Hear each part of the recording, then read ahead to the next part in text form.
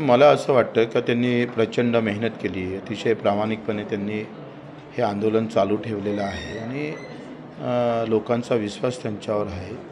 या सगळ्या आंदोलनामध्ये काही अपवादात जे काही गोष्टी घडतात त्या जाणीवपूर्वक त्याला वेगळं वळण लागावं असं काही लोक करतच असतात, त्याला आपण बळी पडू नये एवढीच विनंती आहे। मला वाटते का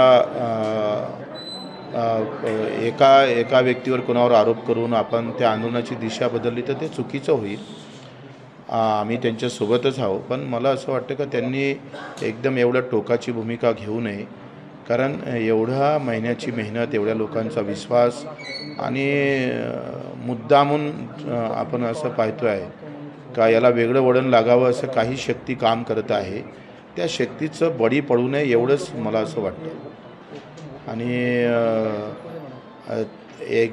त्याचा कुठला पुरावा गिरावा सहित सगळं घेऊन माहीत पडलं तर निश्चितच ते समोर येईलच ना, पण आपण कुठल्याही प्रकारची अर्धी अधिक माहिती घेऊन जर अशा पद्धतीनं समोर गेलो तर त्याचे परिणाम समाजावर पडेल आणि त्यांनी जो निर्णय घेतला आहे तो मागे घ्यावा अशी माझी विनंती आहे। लोकांचं मत पण तेच आहे का आपण तिथे गेल्यापेक्षा अधिक काही लोकांची बैठक घेऊन काय निर्णय घेतला पाहिजे, समोर कसं गेलो पाहिजे हे त्यांनी ठरवलं पाहिजे आणि एवढ्या मेहनतीला त्यांना कुठं बाधा येऊ नये अशी आमची प्रामाणिक इच्छा आहे। देवेंद्र फडणवीसांना माझा जीव घ्यायचा आहे, त्यामुळे मी सागर बंगल्यावर जाऊन माझा जीव देतो अशी भूमिका जरांगेची आहे आता। मला वाटतं अशा टोकाची भूमिका घेऊ नये, आखरी कोणाचाही जीव महत्त्वाचाच आहे, देवेंद्रजीचा असू दे का जरांगे पाटलांचा असू दे। आपण जीव घेण्यासाठी हे आंदोलन उभं केलं नाही, देण्यासाठी पण केलं नाही। मला वाटतं याच्यातून चांगला मार्ग, अधिक कसा चांगला मार्ग काढता येईल याच्यासाठी अधिक आम्ही उद्या परवा काय प्रयत्न करता येईल ते आपण करू, पण मला वाटतं जे घेतलेली एकदम टोकाची भूमिका जरांगे पाटलांनी थांबवावी। बारसकर जे आहे ते तुमच्या पक्षात तुम्ही त्यांना निलंबित केलेलं आहे, परंतु त्यांना देवेंद्र फडणवीसांनी फसवलेलं आहे आणि ते गनिमी कावा करून मराठा समाजाविरोधात आहे असं देखील त्यांनी म्हटलं आहे। आता बारसकरचा आणि प्रहारचा विषय संपलेला आहे, त्यांनी सुद्धा मी बारसकरांना पण विनंती करतो का एकदम व्यक्तिगत आरोप करून एखादं आंदोलन कुठंतरी चिघळण्याचं काम त्यांनी करू नये। जे काय असेल जेव्हा एखादं कोणी आंदोलक असतं त्यांच्या भावना अतिशय आक्रमक असतात आणि त्यावेळेस कोणी जाणीवपूर्वक त्यांना कसं डिवचण्याचा प्रयत्न होत असेल तर ते चुकीचं आहे, त्यांनी थांबवावं अशी मी त्यांना विनंती करतो। ते मला माहीत नाही, पण असं होणार नाही, असं कोणी केलं असेल तर त्याला तो सजा भोगणारच।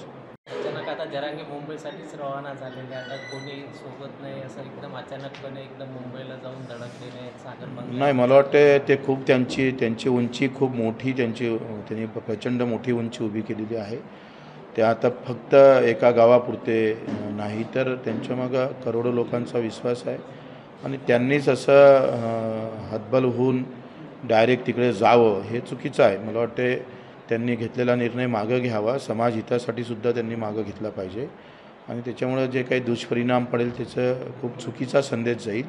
त्यांनी आतापर्यंत जे काही मिळवलं आहे या प्रामाणिकपणे आंदोलन करून त्याला कुठं डाग लागू देऊ नये असं मला वाटतं। तुमचं काय जरांगेसोबत बोलणं झालं आहे का, तुम्ही काय जाणार आहे का तिकडे? माझं काही बोलणं झालं नाही, उद्या जमलंच तर जाण्याचा मी प्रयत्न करतो। ज्याप्रमाणे मागे जे.पी. नड्डा म्हणाले होते की प्रादेशिक पक्ष संपवा, त्या धर्तूर आता चंद्रशेखर बावनकुळेंनी जे म्हटलेलं आहे कार्यकर्त्यांच्या मेळाव्यात की छोटे छोटे जे तुमच्या जिल्ह्यातले पक्ष आहेत त्यांना संपवा आणि त्यांचे 50 ते 60 कार्यकर्ते प्रत्येकाने फोडलं पाहिजे असं त्यांनी म्हटलं आहे। राजनीती आहे प्रत्येकाची, त्यांनी आमचे फोडावं, आम्ही त्यांचे फोडू, लहान पक्षवाल्यांचे कोणात दम आहे ते पाहून घेऊ आपण।